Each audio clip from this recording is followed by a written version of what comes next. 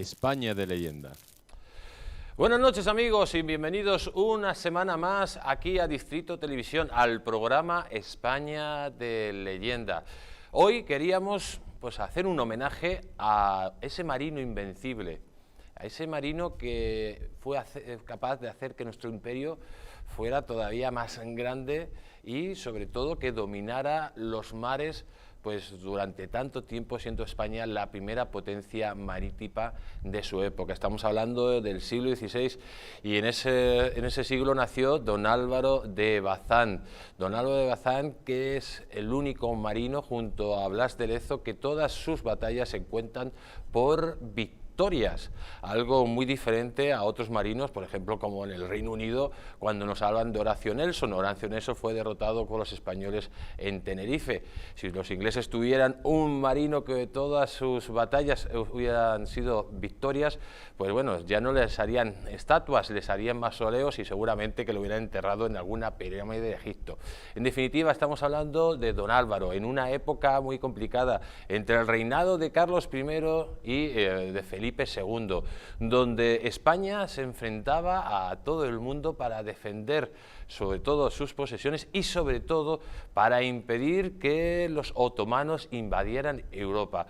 Hay que decir que el Imperio Español fue capaz de acabar con la amenaza otomana a pesar de que países católicos como la Francia de Francisco I se aliaron con los otomanos para luchar contra los españoles. También luchó don Álvaro de Bazán contra portugueses, contra los piratas franceses e ingleses y sobre todo dio buena fe de los piratas berberiscos y, cómo no, el gran héroe de la batalla de Lepanto. En definitiva, amigos, don Álvaro de Bazán es un personaje que tendríamos que conocer todos los españoles porque es único, no solo de nuestra historia, sino de la historia universal. Os hemos preparado un documental donde vamos a contar la vida de don Álvaro y vamos a hacer especial hincapié en esa gloriosa batalla de Lepanto, donde las dos intervenciones de don Álvaro fueron decisivas para que la victoria cayera del lado cristiano y que se acabara con la amenaza del Imperio turco. Vamos a ver el documental. Dentro del documental.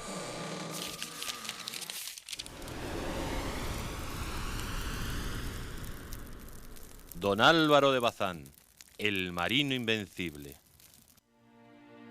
Don Álvaro de Bazán era hijo de un excelente marino, don Álvaro, el Viejo, que llegó a ser capitán general de las galeras de España, y de doña Ana Guzmán, hija del conde de Teba y marqués de Ardales, quien en compañía de su padre tuvo su bautismo de fuego en la mar siendo muy joven.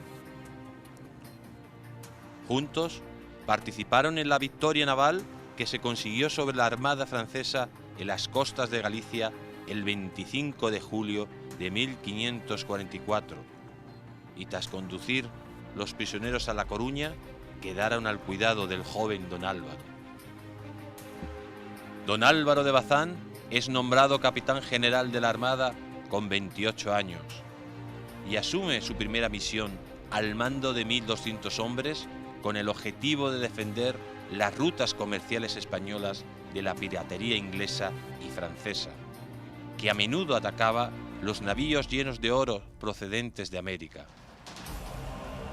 En 1556 realiza una arriesgada acción frente al Cabo de Alguer, que le consagra como un gran marino, puesto que tras recibir información de que dos barcos ingleses llevaban armas para los moros de fe y estaban resguardados al abrigo de dicho cabo y de su fortaleza, don Álvaro dirigió allí sus barcos y sorprendió a los navíos ingleses, apresando 60 cañones e incendiando 7 carabelas armadas que estaban preparadas para atacar a barcos españoles. Tras el desastre de la armada en los Gelbes, en el que no participa, fue encargado de auxiliar con sus navíos a los bastiones de Orán y Mazalquivir durante el sitio otomano de 1563. Su heroica acción salvó las plazas de caer en manos berberiscas. Su siguiente acción fue la de recuperar el peñón de Vélez de La Gomera, que en esos momentos se había convertido en un nido de piratas turcos y berberiscos, siendo esta batalla una de sus más destacadas victorias. En 1565 se le encomendó a don Álvaro de Bazán el auxilio de las islas de Malta asediada por los temibles turcos, y gracias a sus méritos los otomanos tuvieron que huir para no ser capturados por los españoles. En 1568, siendo capitán general de las galeras de Nápoles, fue encargado de la protección de las costas italianas ante la amenaza turca. El Imperio turco fue una amenaza continua para la cristiandad durante el siglo XVI, tanto en el Mediterráneo como en Centroeuropa, con sucesivas incursiones hasta las puertas mismas de Viena. En 1570, los otomanos tomaron la isla de Chipre, posesión veneciana. Este ataque provocó la creación de una gran alianza cristiana llamada la Liga Santa, integrada por el Papa, la República de Venecia y el Imperio Español. La flota cristiana estaba al mando de don Juan de Austria, quien estaba acompañado por don Álvaro de Bazán, Alessandro de Farnesio, Luis de Requesens y Juan Andrés de Doria, mientras que la veneciana iba capitaneada por Sebastián Viniero y la pontificia por Marco Antonio Colonna. Los aliados reunieron más de 200 galeras, 6 galeazas y otras naves auxiliares, mientras la armada turca, al mando de Ali Pachá, señor de Argel y gran marino a las órdenes del sultán turco Selim II, contaba con 260 galeras. Era el 7 de octubre de 1571 cuando se inició una de las más grandes batallas de la historia de la humanidad. En Lepanto se concentró más del 75% de las galeras, galeazas, galeotas y fragatas disponibles en todas las flotas del mundo, 580 naves y más de 100.000 hombres. El combate se inició con el choque frontal de ambas armadas desplegadas en línea e intentando Ali Pachá rodear el costado derecho de la flota cristiana, puesto que el ala izquierda se extendía casi hasta la costa. La capitana de Ali, llamada la Sultana, situada en el centro de la armada turca, choca proa con la de don Juan, la Real, dejando unidos los dos navíos en una plataforma de 110 metros. Al investir, la Sultana de Ali Pachá es acribillada a la cubierta por todo el fuego de artillería y fusilería que es capaz de expulsar la galera de don Juan. Mientras, las galeras de Colonna, Viniero, el Duque de Parma y Urbino se ponen al costado de la Real, con lo que se unen las galeras cristianas y turcas en una lucha sin cuartel entre ambos bandos. La situación era muy crítica para las tropas aliadas, pero llega don Álvaro de Bazán con sus galeras de auxilio, interviniendo para impedir que otros barcos turcos pudieran unirse a esa piña y envía 200 hombres de refuerzo a la Real. La Sultana de Ali Pachá no aguanta la embestida de los españoles y estos se apoderan del estandarte. Ante esta situación, el centro de la armada turca se descompone al igual que antes hizo su costado derecho. Ali Pachá fue alcanzado por varias descargas de arcabuz y un soldado de los tercios, Andrés Becerra, tomó el estandarte otomano y un galeote le cortó la cabeza, ofreciéndosela a Juan de Austria. Esta acción no fue del gusto de don Juan, quien tras un gesto de desprecio ordenó que la arrojasen al mar. Mientras, en el costado izquierdo turco, Ulut Ali ve que hay un gran espacio entre el centro y el costado izquierdo de los cristianos, por lo que hace el amago de apartarse del centro turco para que Juan Andrea Doria caiga en la trampa y así aumentar el hueco en las líneas cristianas. Al comprobar que la brecha de los aliados es cada vez más grande, se lanza contra el ala derecha del centro cristiano con sus 93 buques y las tropas de reserva, produciendo grandes averías a la capitana de Malta, a las 10 galeras venecianas, a 2 del Papa y a otra de Saboya. Juan de Cardona acude con 8 galeras y es don Álvaro quien salva de nuevo a la flota aliada de una derrota segura, consiguiendo detener el ataque turco. Ulú Ali, sabiendo todo perdido, al ver que todo el centro cristiano se dirige contra él y que las galeras de Doria están a punto de llegar, huye con solo 16 galeras.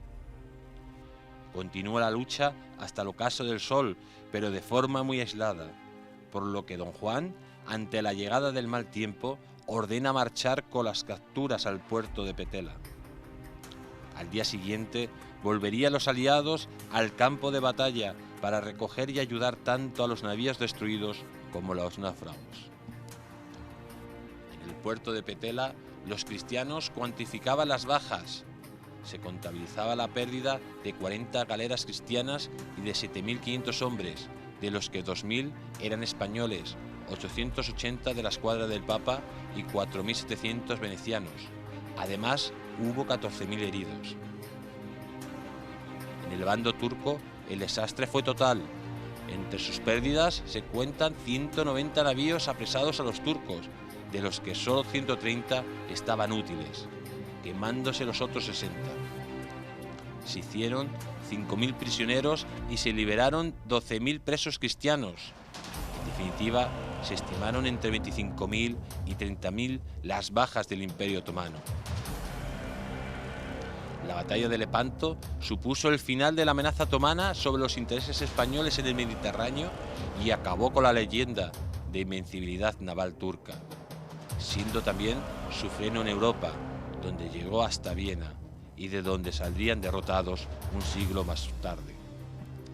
En esta batalla, Miguel de Cervantes Saavedra sufre una herida de consideración en la mano izquierda que le vale el sobrenombre del Manco de Lepanto. Así relató el gran escritor hispano la batalla, la más memorable y alta ocasión que vivieron los pasados siglos ni esperen ver los venideros. El triunfo cristiano en la batalla de Lepanto fue atribuido a la Virgen del Rosario por haberse celebrado el primer domingo de octubre. En 1571, tras formar España parte de la gran coalición cristiana llamada la Liga Santa, nuestro héroe consiguió su más gloriosa victoria. En ese combate, don Álvaro estaba al mando de 30 barcos, encargados de reforzar los lados más débiles de la flota cristiana. Su intervención fue fundamental, pues de su ayuda dependían todas las formaciones y el éxito de la batalla. Después de vencer a los turcos en Lepanto, don Álvaro de Bazán inició una ofensiva con éxito sobre Túnez. Posteriormente, en 1576, fue nombrado capitán general de las galeras de España. Felipe II proyectaba hacerse con Portugal y su imperio, y don Álvaro sería la principal baza española por mar. La invasión de Portugal sería en 3 partes. Por un lado, don Álvaro de Bazán y el duque de Alba, en una acción combinada, tomarían Portugal peninsular, operación que se cumplió sin ningún tipo de problema, rindiendo 44 barcos portugueses en Lisboa. Al mismo tiempo, y por otro lado, Alonso de Bazán, hermano de don Álvaro, apresó la flota portuguesa de Indias. Pero todavía la victoria no era total, y quedaba un fuerte contingente de tropas portuguesas en las islas de las Azores, que estaban siendo reforzadas con una escuadra francesa. Felipe II mandó entonces a don Álvaro dirigirse hacia las Azores, donde acabó con la escuadra francesa y destruyó las tropas portuguesas restantes en la batalla de la isla de la Terceira.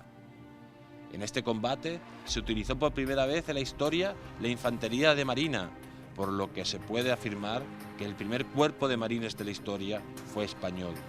Tras esta batalla, la amenaza naval francesa quedó anulada, la actividad de acoso de los piratas franceses reducida y España unida al imperio portugués. Tras este gran triunfo, don Álvaro de Bazán fue nombrado grande de España y capitán general del mar Océano. Finalmente, después de una vida llena de triunfos y victorias, mientras organizaba la invasión de Inglaterra, nuestro marino invencible muere en Lisboa el 9 de febrero de 1588.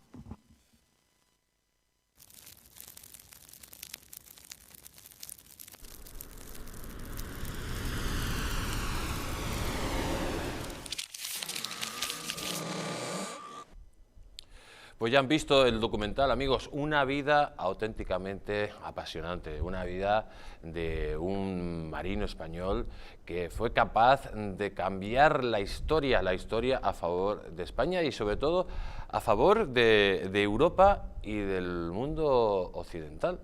¿Por qué? ¿Qué hubiera pasado si los turcos hubieran conquistado toda Europa?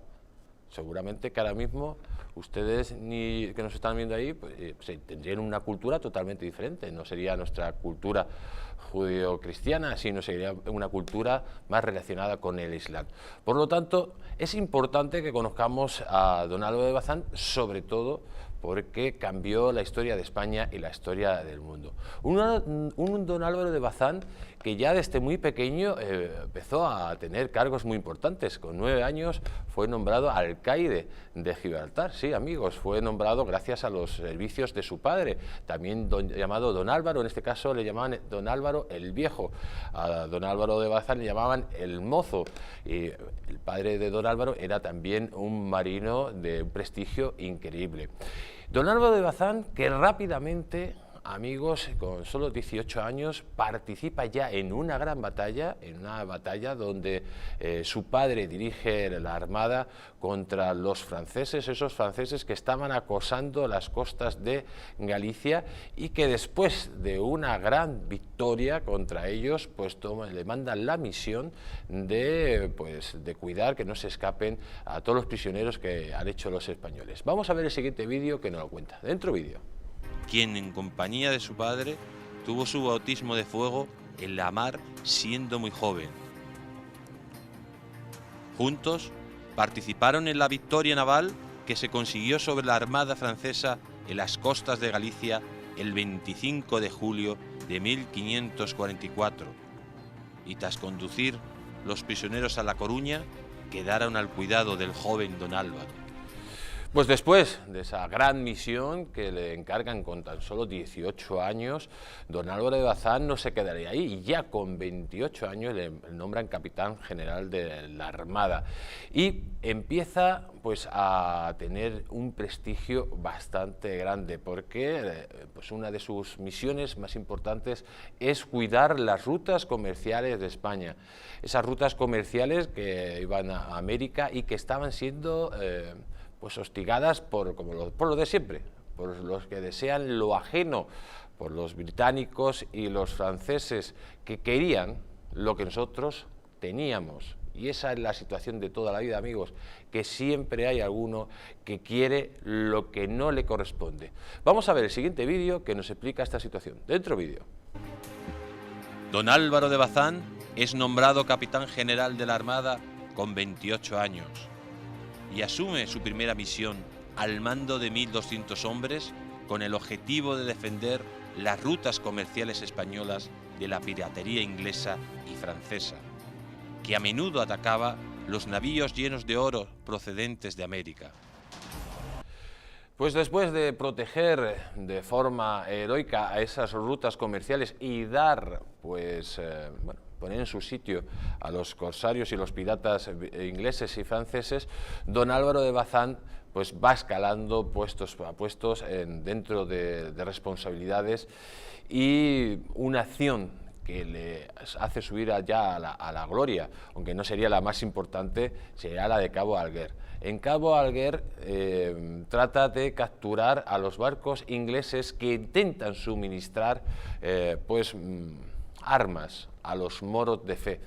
Y es a partir de aquí donde don Álvaro empieza a llevar la guerra a esos moros berberiscos que estaban acosando todas las costas del Levante española, empieza a llevar las guerras a sus nidos de pirata. Vamos a ver el siguiente vídeo donde nos cuentan la gran hazaña en Alguer de don Álvaro. Dentro vídeo. En 1556 realiza una arriesgada acción frente al Cabo de Alguer, que le consagra como un gran marino, puesto que tras recibir información de que 2 barcos ingleses llevaban armas para los moros de fe y estaban resguardados al abrigo de dicho cabo y de su fortaleza, don Álvaro dirigió allí sus barcos y sorprendió a los navíos ingleses, apresando 60 cañones e incendiando 7 carabelas armadas que estaban preparadas para atacar a barcos españoles. Pues don Álvaro consigue esa gran victoria, pero no va a ser la única, porque la idea, como hemos dicho antes, de este gran almirante español es empezar a llevar la guerra de todos esos piratas berberiscos que al final eran pues protectorados otomanos, que estaban atosigando no solo a las costas españolas, sino al Mediterráneo en general, que llevarle la guerra a sus nidos de piratas, como hemos dicho antes. La historia de don Álvaro no se queda aquí, porque hace otra gran hazaña, llevando el auxilio a Orán y sobre todo pues llevando el auxilio a Malta, amigos, a Malta, que estaba asediada por los turcos. Los turcos ya se creían los dueños del Mediterráneo y tomaron la osadía de intentar conquistar Malta en un asedio brutal, donde pues la decisión de mandar pues nuestros barcos y nuestras tropas para ayudar a los malteses fue determinante para la derrota final de los turcos. En definitiva, don Álvaro de Bazán se estaba pues creando una leyenda de héroe invencible. Y además, cuando no intervenía don Álvaro, ¿qué es lo que pasaba? Como en los Gelbes, pues que se producía un desastre. La determinación de don Álvaro era muy importante, su capacidad, su estrategia y sobre todo su capacidad de trabajo. Vamos a ver el siguiente vídeo que nos cuenta esto. Dentro vídeo. Tras el desastre de la Armada en los Gelbes, en el que no participa, fue encargado de auxiliar con sus navíos a los bastiones de Orán y Mazalquivir durante el sitio otomano de 1563. Su heroica acción salvó las plazas de caer en manos berberiscas. Su siguiente acción fue la de recuperar el peñón de Vélez de La Gomera, que en esos momentos se había convertido en un nido de piratas turcos y berberiscos, siendo esta batalla una de sus más destacadas victorias. Pues después de esa batalla de la Gomera, la verdad que ya sobre todo el rey de España empieza a confiar plenamente en él en todo para dirigir nuestras flotas y sobre todo se está convirtiendo en el azote de los enemigos del imperio y de España y los turcos empiezan a temer. Os hemos contado antes lo que había pasado en Malta. Ya los turcos estaban prácticamente a pie de Italia y sobre todo a pie de las costas españolas, esas costas españolas que eran constantemente asediadas.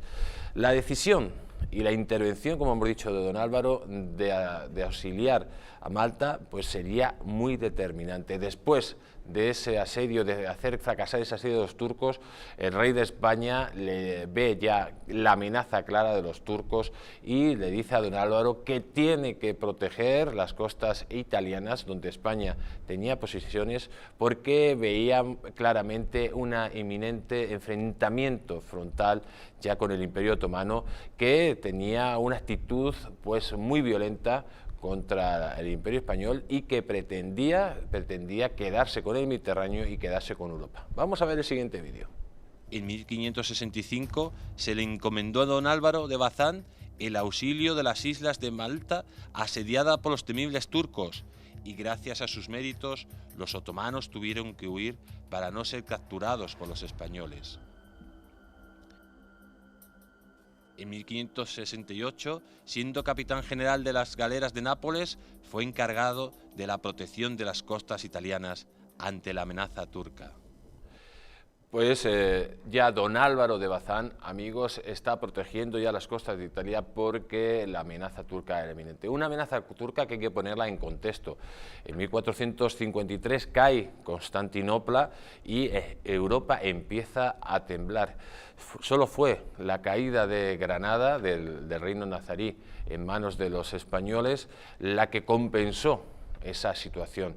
Los turcos que habían invadido media Europa, habían tomado Rumanía, Grecia, Bulgaria, Hungría, incluso que se habían presentado a las puertas de Viena para tomar la capital del Imperio Austriaco y tuvo que ir nuestro emperador, como siempre, auxilio a los españoles para evitar males mayores, tuvo que ir Carlos I a defender Viena para que no cayera en manos de los turcos. Pero su posibilidad de expansión, la verdad que no se quedaría ahí, porque tenían una capacidad de recuperación y tenían unos recursos que parecían infinitos. Habían tomado prácticamente todas las costas africanas y desde Argelia, desde Orán, desde Túnez, desde Trípoli, pues no solo estaban amenazando a los intereses españoles en Italia, sino estaban en muchas ocasiones saqueando las costas españolas. ¿Qué es lo que pasó? Pues España se sentía sola en esa lucha contra el turco, porque no solo tenía que luchar contra el turco, sino que contra el francés traidor. Hay que recordar la gran traición que hace a Europa y a la cristiandad Francisco I de Francia, ese gran traidor a todos los europeos y a todos los españoles, que para enfrentarse al poderío español se alía con los turcos, incluso le cede el puerto de Tolón para desde ahí asediar a los españoles. Por ejemplo, plazas como Menorca habían sido arrasadas, las costas españolas pues, del Levante tenían un medio atroz a estos ataques de los piratas berberiscos, que al final eran franquicias de los turcos. En definitiva, ¿qué es lo que pasa para crear esa santa alianza? Pues los venecianos, que tenían relaciones comerciales con los turcos, ven que esas relaciones cada vez son peores, y sobre todo cuando los turcos quieren atacar o invaden Chipre. Al invadir Chipre ya empiezan a pedir ayuda. Mientras tanto no querían saber nada de los españoles, y el Papa pues ve la ocasión de por fin juntar a los reinos cristianos para luchar contra esa amenaza. ¿Quiénes están en esa gran alianza, esa santa alianza? Lo de siempre. En este caso Venecia, porque les interesa, los estados pontificios y el Imperio Español, que en este caso es el gran salvador. Vamos a ver el siguiente vídeo que nos cuenta esa amenaza turca eminente a las puertas de Italia, y sobre todo que si España no los hubiera parado, Europa hubiera caído en sus manos. Dentro vídeo. El Imperio turco fue una amenaza continua para la cristiandad durante el siglo XVI, tanto en el Mediterráneo como en Centroeuropa, con sucesivas incursiones hasta las puertas mismas de Viena.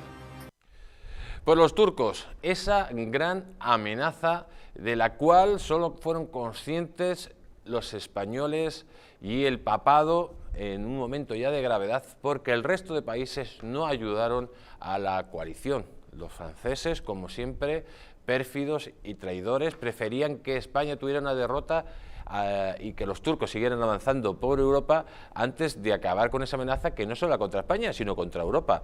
Los ingleses seguían con su acoso a las rutas comerciales españoles. Mientras tanto, los herejes holandeses se estaban rebelando. ¿Por qué? Porque los herejes en general, después de la reforma de Lutero, veían a los turcos como unos aliados para luchar contra los católicos. En definitiva, era una situación muy crítica, amigos, muy difícil para el rey Felipe II, y ahí van a tener un protagonismo muy especial dos personajes únicos en la historia de España, uno como el que estamos hablando, don Álvaro de Bazán, pero también don Juan de Austria. Nos vamos unos instantes a publicidad y vamos a seguir hablando de esta situación y ese enfrentamiento épico en Lepanto.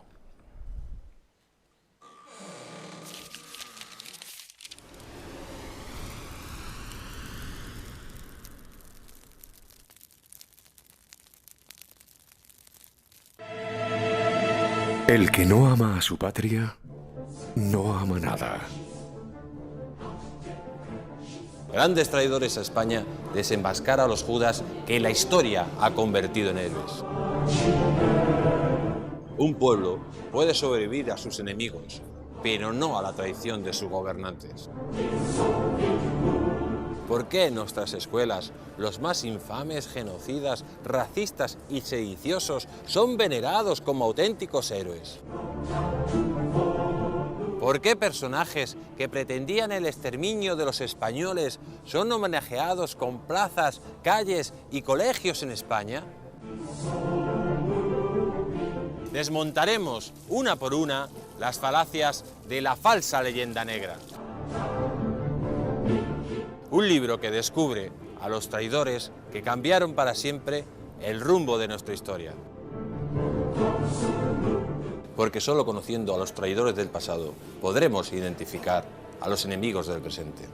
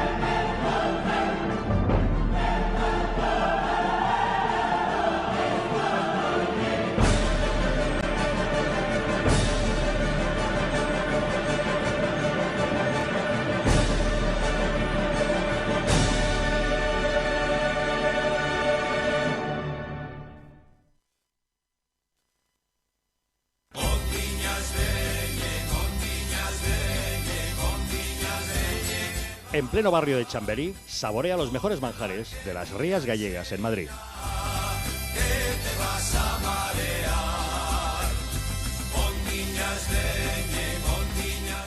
Restaurante Villafoz, el mejor sabor de Galicia en Madrid. Te esperamos en la calle Gonzalo de Córdoba número 10. Teléfono para reservas 91 593 88 71.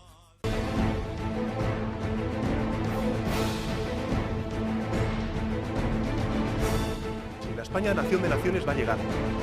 Visca Cataluña, lliure y soberana. Yo diré que yo soy el Endacari más peligroso para sus intereses. Independent en forma de república. Todos estos que acaban de ver hablan mucho, muchísimo, posiblemente hasta demasiado en el resto de canales. Y se les hace una crítica, pero pequeñita. Aquí va a ser al revés, en Distrito TV va a ser al revés. Aquí ellos van a poder hablar, por supuesto, pero la crítica va a ser mucha, muchísima, va a ser tremenda. ¡Hala! Con España Cuesta, todos los domingos de 10 a 12.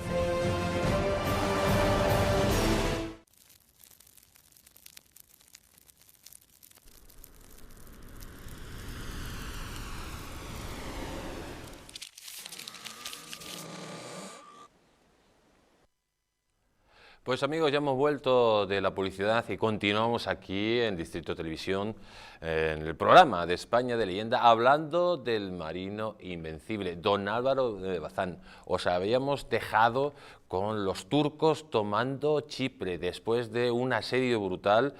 Chipre, hay que decirlo, que esa isla era una isla que estaba dominada por los venecianos. Los venecianos, en cierto modo, se llevaban bien con los turcos desde el punto de vista comercial, pero ya veían que sus intereses pues empiezan a estar ya muy dañados. ¿Qué es lo que sucede? Piden ayuda al Papa, y el Papa intenta hacer esa gran alianza, una gran alianza que tenía que estar en ella España, es la España de Felipe II, y que la cual, pues lógicamente sin la aportación de España no podían hacer frente al turco. En definitiva, se empieza a preparar esa gran alianza, la Santa Alianza, sobre todo con la aportación de España, Venecia y el Papa. Vamos a ver el siguiente vídeo. En 1570, los otomanos tomaron la isla de Chipre, posesión veneciana. Este ataque provocó la creación de una gran alianza cristiana llamada la Liga Santa, integrada por el Papa, la República de Venecia y el Imperio Español. La flota cristiana estaba al mando de don Juan de Austria, quien estaba acompañado por don Álvaro de Bazán, Alessandro de Farnesio, Luis de Requesens y Juan Andrés de Doria, mientras que la veneciana iba capitaneada por Sebastián Viñero y la pontificia por Marco Antonio Colonna.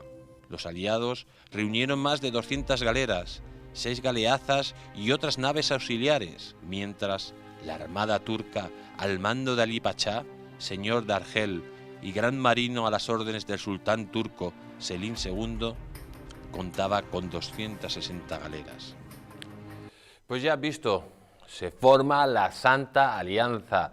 ¿Y quién dirige esa gran flota? Don Juan de Austria, otro gran héroe que tendremos que hablar en su momento largo y entendido de él. Don Juan de Austria, que con 24 años iba a dirigir esa gran flota. Don Juan de Austria, que había acabado con la rebelión de los moriscos en las Alpujarras. Hay que decir que esos moriscos, amigos, eran una quinta columna que estaba dentro del Imperio Español y que tarde o temprano el rey Felipe II o los reyes posteriores, como hizo Felipe III, tenían que tomar una decisión para acabar con esa situación, porque en definitiva teníamos una amenaza externa, que eran los turcos, y una amenaza interna, que eran los moriscos, que era la quinta columna del Imperio Otomano.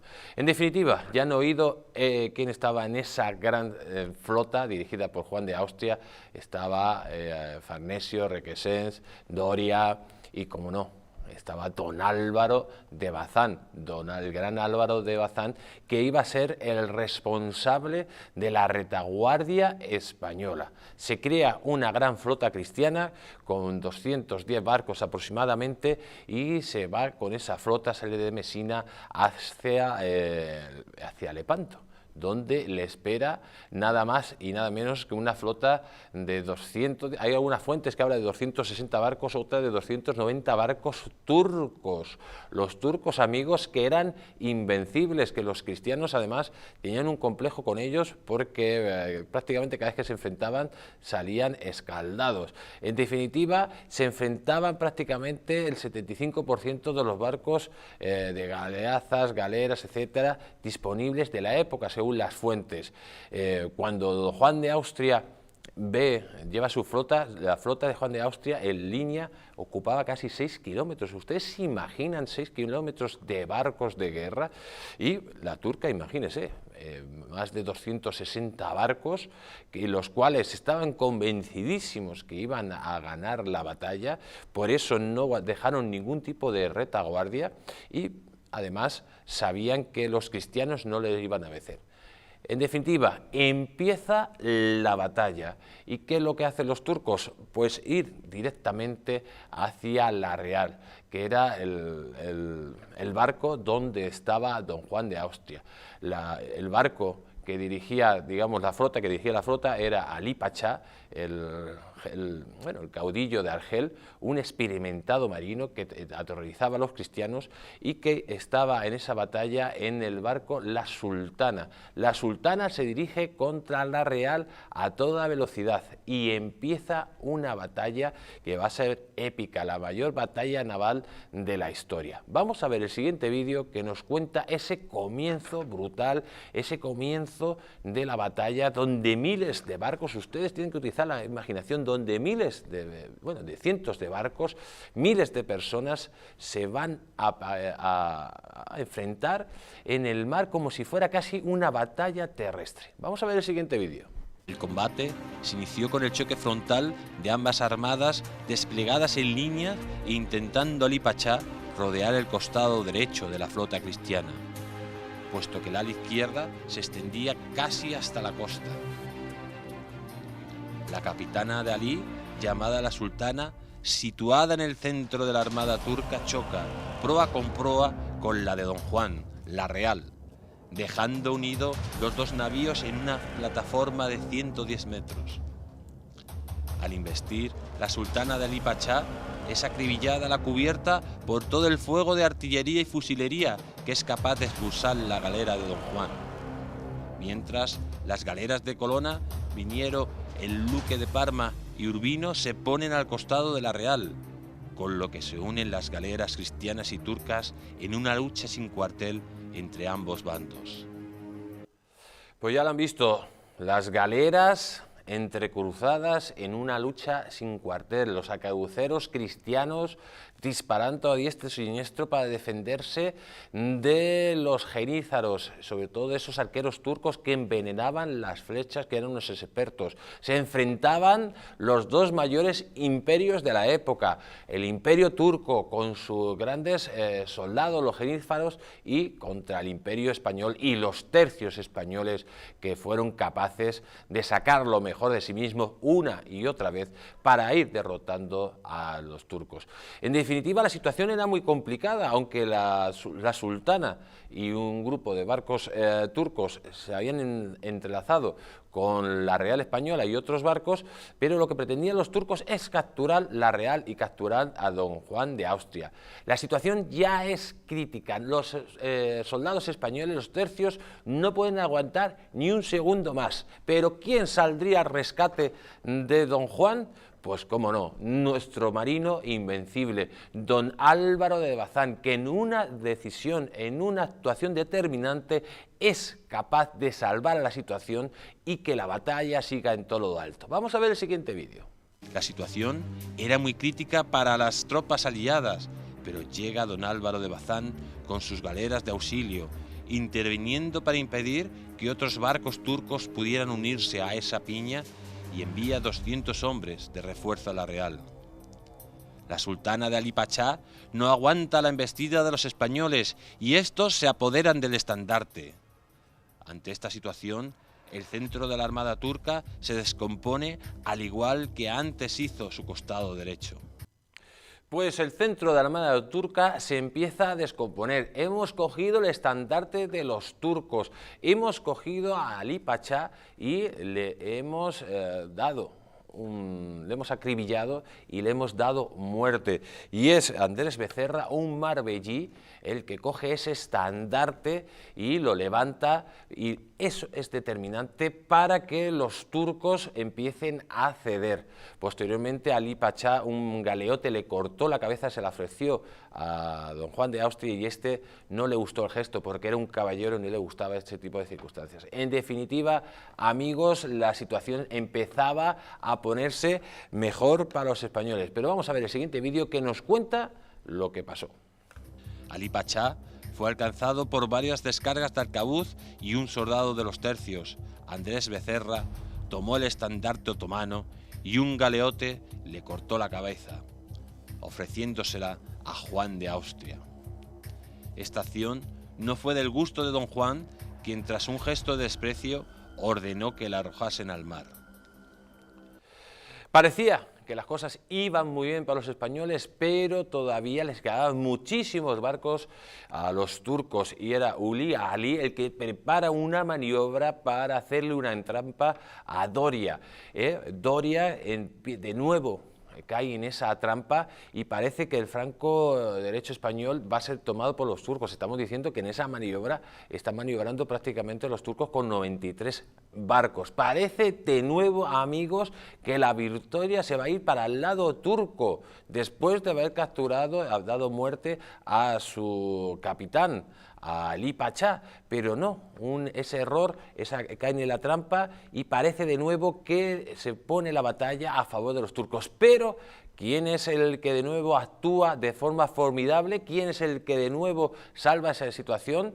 Pues cómo no, don Álvaro de Bazán. Don Álvaro de Bazán y sus 30 naves, que fue capaz de actuar en los momentos siempre más difíciles de la batalla y que sería decisivo para la batalla, para la victoria final. Vamos a ver el siguiente vídeo.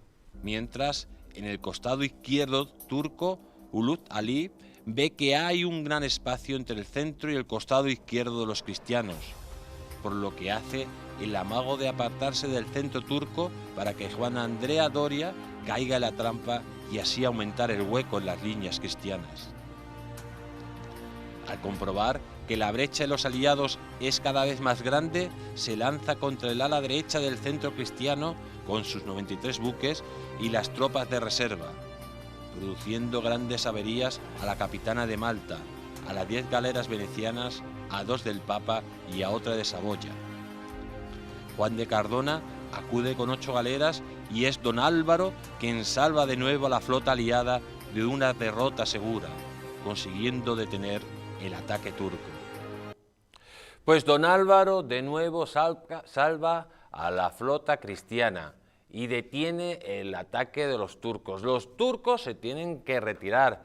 Después de ese ataque, Ulía Ali se fue con 16 naves. El desastre turco era ya total. La victoria cristiana era contundente. En una batalla, amigos, donde cayeron al agua más de 200.000 litros de sangre. El mar estaba totalmente rojo, pero al final los cristianos salvaron a su flota y derrotaron a esa amenaza turca, a la amenaza del Islam, y sobre todo que el Mediterráneo y posteriormente Europa cayera en manos del Islam. En definitiva, después de esa gran victoria, los barcos cristianos se van al puerto de Pétala, donde van a contar las diferentes bajas. Vamos a ver en este vídeo las bajas que tuvieron uno y otro en la batalla. Dentro vídeo. En el puerto de Pétala, los cristianos cuantificaban las bajas. Se contabilizaba la pérdida de 40 galeras cristianas y de 7.500 hombres, de los que 2.000 eran españoles, 880 de la escuadra del Papa y 4.700 venecianos. Además, hubo 14.000 heridos. En el bando turco, el desastre fue total. Entre sus pérdidas se cuentan 190 navíos apresados a los turcos, de los que solo 130 estaban útiles, quemándose los otros 60. Se hicieron 5.000 prisioneros y se liberaron 12.000 presos cristianos. En definitiva, se estimaron entre 25.000 y 30.000 las bajas del Imperio Otomano.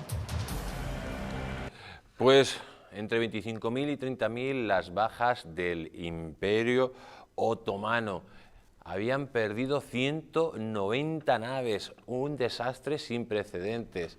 Y de esas 190 naves, 130 estaban en buen estado para los cristianos. Se había salvado a multitud de esclavos cristianos que estaban bajo el control de los turcos, porque hay que recordar que la esclavitud en esa época pues existía y había miles de cristianos que eran esclavos de los turcos. En definitiva, la Santa Alianza, liderada por España, liderada por don Juan de Austria y por don Álvaro de Bazán, habían hecho que los turcos hincaran por primera vez la rodilla, porque tenían fama los turcos de ser invencibles por mar. De hecho, estaban tan confiados en la victoria que tomaron una estrategia demasiado arriesgada. En definitiva, la amenaza turca se contenía. El Mediterráneo empezaba pues a ser un mar más navegable, y sobre todo Italia no se ponía a pie de tiro de los turcos. España había conseguido por fin parar el expansionismo turco, aunque luego ya el siglo siguiente incluso de nuevo intentaron conquistar Viena, pero en ese momento se paró y se empieza a hacer una especie de statu quo de que los turcos no sigan con su amenaza por el Mediterráneo y sobre las costas españolas, y sobre todo de acabar, digamos, pues parando ese ataque constante de los turcos. Vamos a ver el siguiente vídeo. La batalla de Lepanto supuso el final de la amenaza otomana sobre los intereses españoles en el Mediterráneo y acabó con la leyenda de invencibilidad naval turca, siendo también su freno en Europa, donde llegó hasta Viena y de donde saldrían derrotados un siglo más tarde. Pues no podemos hablar de la batalla de Lepanto, amigos, sin hablar de Miguel de Cervantes. De Miguel de Cervantes, un soldado español, un héroe español, y además que escribió esa obra maestra que fue el Quijote. Don Miguel de Cervantes, que en la batalla de Lepanto, amigos, recibió 3 disparos, 2 en el pecho y 1 en la mano, el famoso manco de Lepanto, y además que luchó en unas condiciones muy precarias, porque en esos momentos tenía la malaria. Le dijo su capitán que no luchara, pero él, que estaba al mando de 12 soldados, no se quería perder esa batalla. Él era un héroe como muchísimos soldados españoles, y participó en esa batalla que así la describiría nuestro escritor más universal. Dentro vídeo. En esta batalla, Miguel de Cervantes Saavedra sufre una herida de consideración en la mano izquierda que le vale el sobrenombre del manco de Lepanto.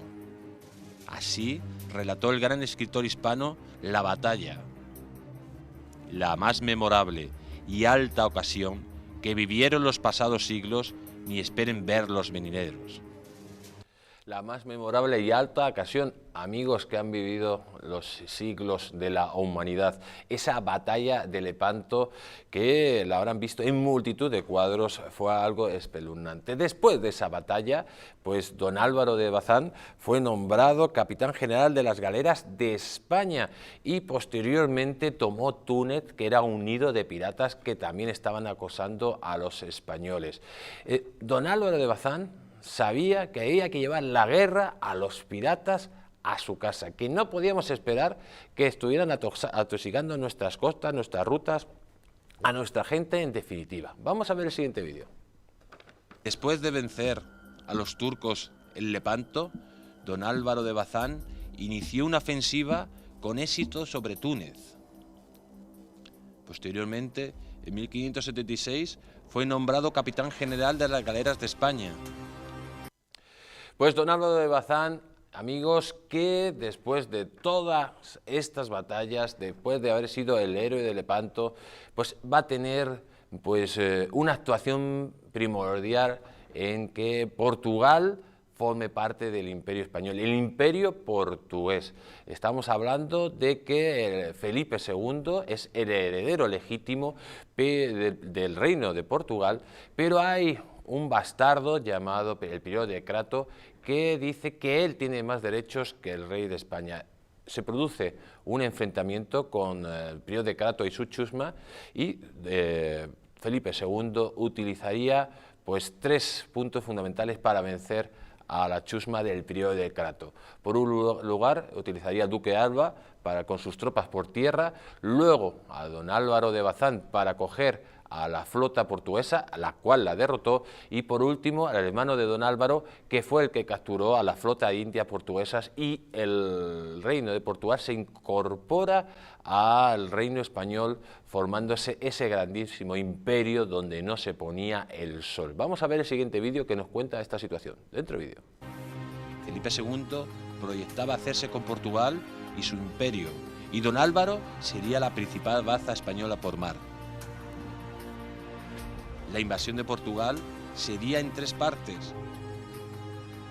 Por un lado, don Álvaro de Bazán y el duque de Alba, en una acción combinada, tomarían Portugal peninsular, operación que se cumplió sin ningún tipo de problema, rindiendo 44 barcos portugueses en Lisboa.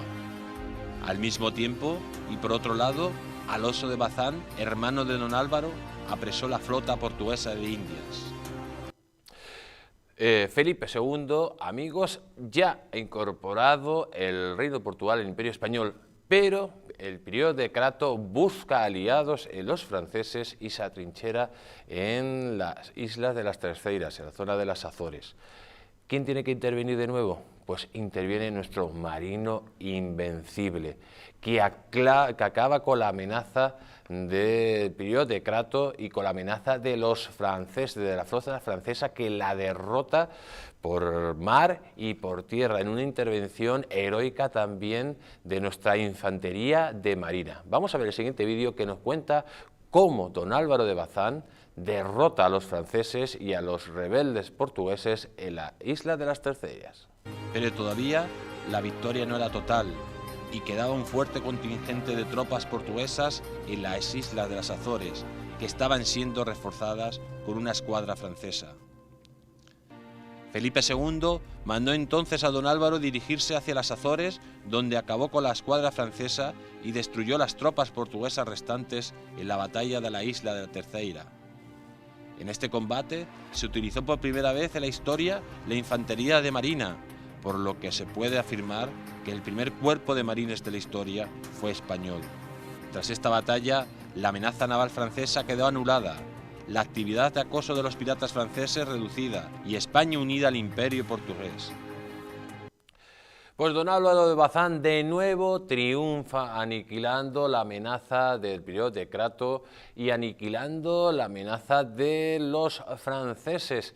Posteriormente, ya lo hemos contado aquí, el Prior de Crato, intentando de nuevo recuperar su reino, pues pediría ayuda a los ingleses para que, bueno, sobre todo en un pacto infame que vendía a Portugal a Inglaterra, pidió ayuda para pues, posteriormente atacar a España y quedarse con ese reino. Hablamos del capítulo de la contraarmada donde los ingleses fueron barridos del mapa. Bueno, don Álvaro de Bazán, amigos, después de una vida increíble, le encargan que forme una flota de invasión para acabar con los piratas ingleses. Estamos hablando de la felicísima armada más conocida por todos ustedes como la Armada Invencible. Había empezado la guerra con los ingleses en 1585, los ingleses que pues estaban dando cobijo a los piratas que atacaban nuestra flota, estaban colaborando con ellos, estaban pues bueno, pues como siempre lo que ha sido, un país de piratas, aprovechando siempre la ilegalidad y bueno, el robo para prosperar, y así querían hacer ellos, prosperar a costa de los españoles. Pues Felipe II le manda a construir una gran flota para acabar con esta situación. Había que llevar de nuevo la guerra a las costas, al nido de piratas de la Gran Bretaña. ¿Y qué le pasó a nuestro marino? Pues amigos, que justo antes de zarpar esa felicísima armada muere en 1588 de unas fiebres. En definitiva, desgraciadamente no pudo dirigir esa gran flota que seguramente hubiera triunfado a las órdenes de nuestro marino invencible. Un marino, amigos, que tiene su estatua en la plaza aquí en Madrid, donde estaba antiguamente el ayuntamiento, al lado de la calle Mayor, y que yo quiero contaros una anécdota. En una conferencia sacaron su estatua, una conferencia de expertos en publicidad, en marketing, y el que daba la conferencia, al sacar la foto de don Álvaro de Bazán, preguntó a todos los asistentes allí que si conocían quién era don Álvaro de Bazán, y nadie lo conocía. Es una vergüenza que la mayoría de nuestra población, lo vuelvo a decir, no conozca a nuestros héroes, y sobre todo a don Álvaro de Bazán, que es el héroe de Lepanto, el héroe de las Terceiras, y que durante 50 años dominó los mares del Imperio Español, dominó los océanos y puso a los piratas en su sitio. Es algo que tenemos que hacernos ver. También tenemos que hacernos ver lo que decía, por ejemplo, el canal de Historia, hablando de la batalla de Lepanto, que sacaba a un turco, a un griego y a un italiano como los responsables de esa batalla, pero en ningún momento sacaba a ningún español, cuando el Imperio Español fue el que cabezó esa gran gesta, ¿no? Bueno, se nos acaba el tiempo, amigos, y hoy pues decirles que don Álvaro de Bazán ha tenido un homenaje como Dios manda aquí en Distrito de Televisión, en España de Leyenda. Nos vamos hasta la próxima semana. Os esperamos, amigos.